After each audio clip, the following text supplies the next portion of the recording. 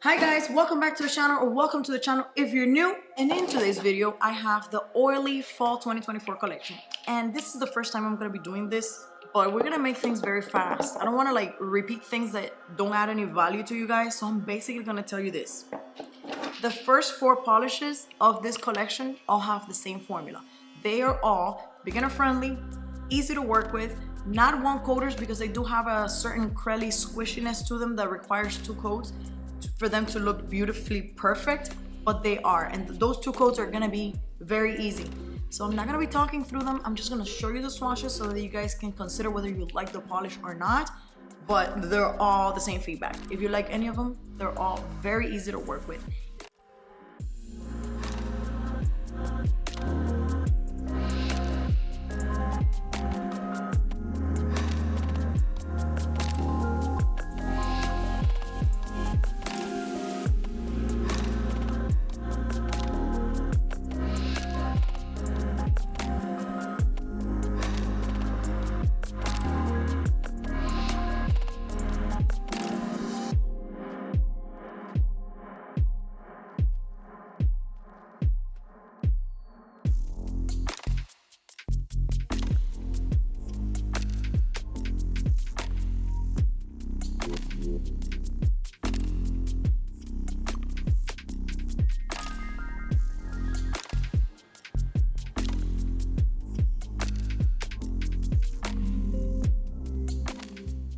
As far as the 2 metallics in the collection, these 2, they're both 1 coaters.